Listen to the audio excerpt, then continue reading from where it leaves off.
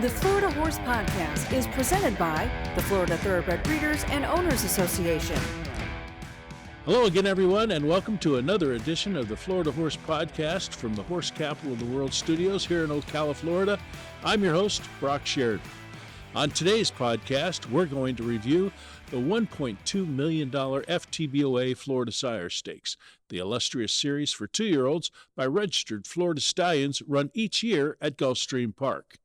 The 6-race series, comprised of 3 races for fillies and 3 races for colts and geldings, has a rich history with Eclipse Award winners Unbridled, Brave Raj, Awesome Feather, Big Drama, and Smile among the many accomplished graduates.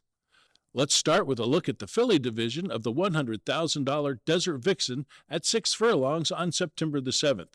Winning Your In, already a stakes winner of the Sharp Susan in August, was the morning line favorite, but leading trainer Saffie Joseph Jr. had Our Morning Brew with Edgar Zayas aboard in the black and white silks.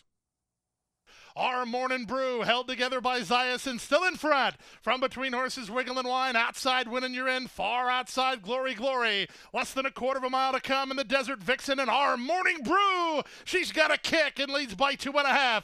Winning Your In and Wiggle and Wine wondered what happened as it's the Black and White Express on their way to a Desert Vixen win. Our Morning Brew dominant in victory to win by 5. Wiggle and Wine was second. Winning Your In held third. Glory Glory is fourth.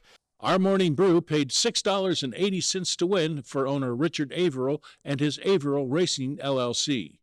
Our Morning Brew was the first stakes winner for Pleasant Acre Stallions Curlin's Honor and was bred in Florida by Dory Morgan Hyatt. She was then the odds-on choice in the $200,000 Susan's Girl, the second leg of the filly division, set at 7 furlongs on October the 19th. However, this time Winning Your In was looking to avenge her loss as the favorite in the Desert Vixen. Win, and you're in, front and center and striding clear to a 2-length lead now. Our Morning Brew flat to the boards and not getting to her. Outside Kip the Distance, inside the pace setter Rogue Diamond, and they're on their way home. They went 46 seconds flat for the opening half mile, and Win, and you're in, is an eighth of a mile out with 4 lengths to hold. Down the center, Kip the Distance is outrunning Our Morning Brew for second, but it's the second choice in the betting. It's Troy Johnson and Marissa Wetson's Win, and you're in. She's a Susan's Girl winner by 3.5. Winning Your In, a daughter of Ocala Stud's leading first crop sire Win, gets her second career stakes victory in the Susan's Girl for owners Troy Johnson and Maritza Weston, paying $6.80 to win. The $300,000 My Dear Girl, the finals of the filly division on November 30th, produced what looked to be a rubber match between Our Morning Brew and Winning Your In, as both fillies showed up to face off, going 1 mile and 1/16. However, they were joined for the first time by Stunner, a Brad Cox-trained filly who had just won the Tempted Stakes in New York and was the heavy favorite. But as we've seen in the Desert Vixen and the Susan's Girl, the betting public doesn't always have such a good record of picking winners. Stunner, now a quarter of a mile out. She's 4 on top. Fide trying to get into the clear to try to get a slice outside My Denise. Dropping back now is Our Morning Brew off the turn in the short stretch of the first finish line run. Stunner is shortening up. She's gone awfully quick and she's not home yet. My Denise tries to spoil the party. She's charging hard at the 16th mark. Here comes My Denise on the outside of Stunner. Stunner is on the ropes. My Denise surging to her. My Denise got up. My Denise and Jesus Rio spring a huge upset. My Denise shocks the My Dear Girl by winning at odds of 35-1, the biggest upset in the race since Consider the Source won at odds of 52-1 in 2005.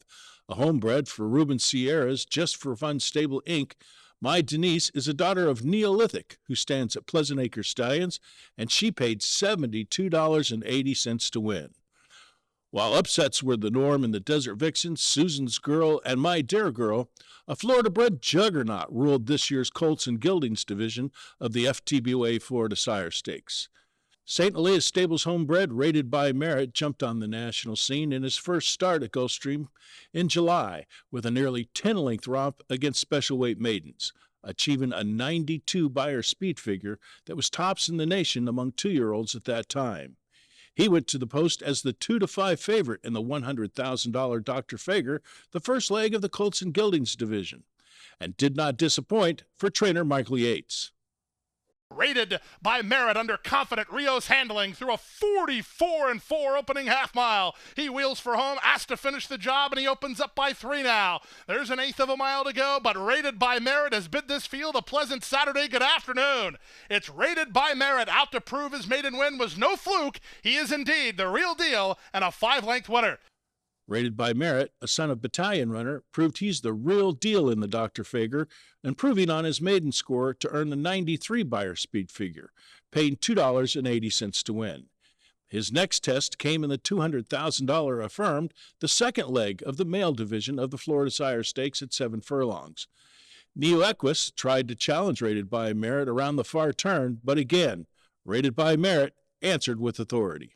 Rated by Merit, nursing a narrow lead. Neo Equus right alongside in second. 4 back to Classic, of course, together with Big Paradise, and they're at the top of the stretch. Drifting off a true line, Rated by Merit spins in on top by 2. Neo Equus has done everything he can, but he can't keep up. Back to third, it's Big Paradise with Classic, of course. Through the final furlong, 1-5 the number, and Rated by Merit will win it. Rated by Merit continues to see the stock price rise and wins by 4. The 4-length victory equated to a stunning 99 Beyer speed figure, which still ranks as the best in North America this year among 2-year-olds. Although his connections had considered other options for Rated by Merit, including a trip to Del Mar for the $2 million FanDuel Breeders' Cup Juvenile, his next start and biggest test yet would come in the $300,000 in reality. He was already a superstar sprinter. Now Rated by Merit had to try a 1.16 miles. 3/4 and 14 flat. Rios hasn't moved on Rated by Merit yet. He's fending off a serious challenge from Classic, of course. Dropping back Latch the Hatch. Lou's going to try to rally for third. Rated by Merit, he's just toying with him here. Off the turn and the stretch drive. Rated by Merit. Rios asked him to finish it up, and it's finished indeed. He'll go 3 for 3 in the series. He's a talented colt indeed. The son of battalion runner. Rated by Merit, and a no doubt about it victory. No doubt about it, Rated by Merit cemented his place in history as the 11th coulter gelding to sweep the Florida Sire Stakes with a nearly 4-length victory. Again, he was the heavy favorite, paying $2.40 to win, and again, he produced another big Beyer speed figure with a 93 Beyer number. Yates has said Rated by Merit will get a much-needed rest before embarking on the road to the Kentucky Derby early next year in races at Gulfstream Park. As you can see in this graph, all 4 of this year's races by Rated by Merit are ranked among the top 15 Beyer speed figures this year by a 2-year-old, and he is the only juvenile on the list with more than 1 listing.